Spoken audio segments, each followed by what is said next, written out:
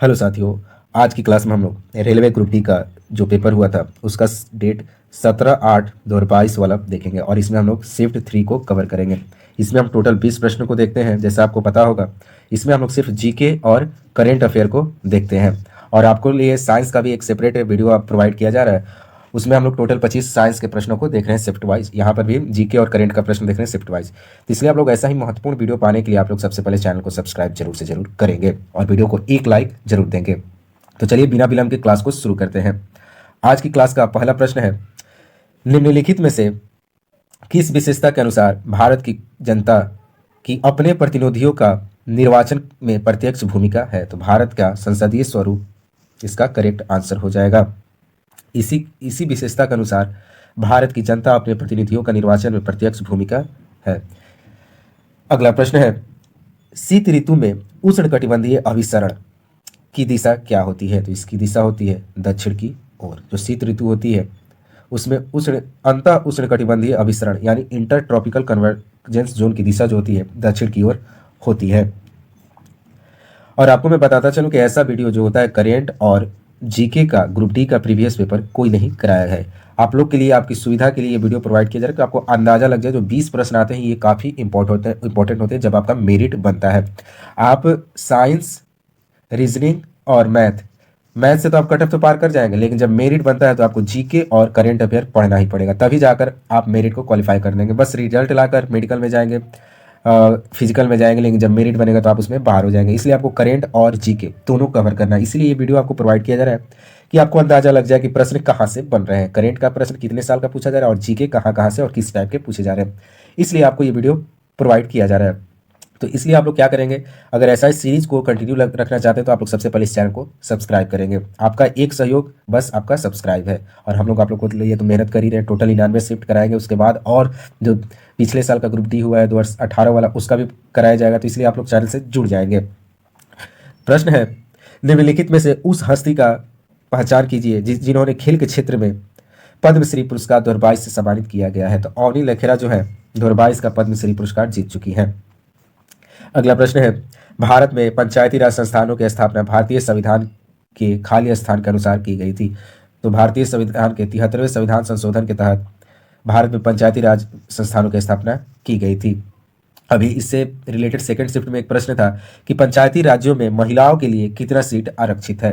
तो उसका आंसर हो जाएगा 1/3। टोटल सीट का 1/3 हिस्सा जो है महिलाओं के लिए आरक्षित की गई है। अगला प्रश्न है, 2011 की जनगणना के अनुसार इनमें से कौन सी भाषा भारत की 8.03% जनसंख्या द्वारा बोली जाने वाली प्रमुख भाषा है? तो ये भाषा तो काफ़ी लोगों के द्वारा बोली जा रही है, 8%। भारत में बहुत सारी भाषाएं बोली जाती है जिसमें से बंगाली को लोग 8.03% लोग बोलते हैं और ये गणना जो है 2011 के अनुसार की गई है। अगला प्रश्न है, which day of the calendar year is acknowledged as rare disease day? Rare disease day कब मनाया जाता है? तो ये 28 फरवरी को मनाया जाता है।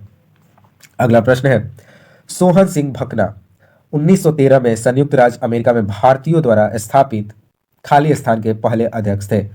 तो गदर पार्टी के पहले अध्यक्ष सोहन सिंह भकना थे, जो कि ये गदर पार्टी जो थी 1913 में अमेरिका के सैन फ्रांसिस्को में स्थापित किया गया था। संयुक्त राज्य अमेरिका का जो एक स्थान है सैन फ्रांसिस्को में, वहां पर गदर पार्टी की स्थापना की गई थी जिसके अध्यक्ष पहले अध्यक्ष सोहन सिंह भकना को बनाया गया था।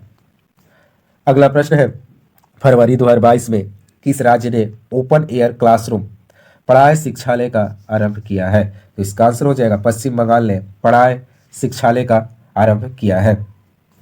अगला प्रश्न है, भारत के 15वें महान्यायवादी के वेणुगोपाल ने अपने कार्यकाल का पहला विस्तार इनमें से किस वर्ष में मिला? तो ये 2020 में उनका कार्यकाल को बढ़ा दिया गया था पहली बार।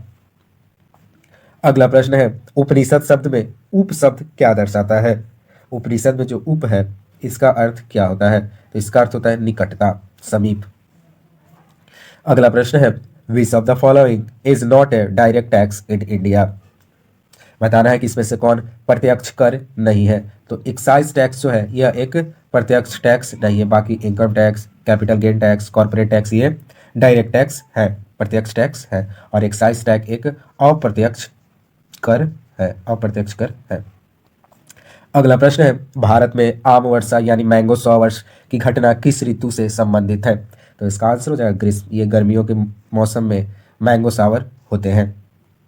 अगला प्रश्न है, भारत को एक संप्रभु लोकतांत्रिक और गणतंत्र राष्ट्र घोषित करने के लिए भारतीय संविधान के अधिनियम के स्मरणोत्सव के रूप में प्रति वर्ष किस तिथि को एक प्रमुख राष्ट्रीय उत्सव मनाया जाता है? तो ये 26 जनवरी को मनाया जाता है और इसी दिन 26 जनवरी 1950 को भारतीय संविधान को पूरे देश में लागू कर दिया गया था और उसी दिन से हम लोग गणतंत्र दिवस मनाने लगे हैं। अगला प्रश्न है, स्टील अथॉरिटी ऑफ इंडिया का निगमन कब हुआ था? तो इसका आंसर हो जाएगा 1973 में स्टील अथॉरिटी ऑफ इंडिया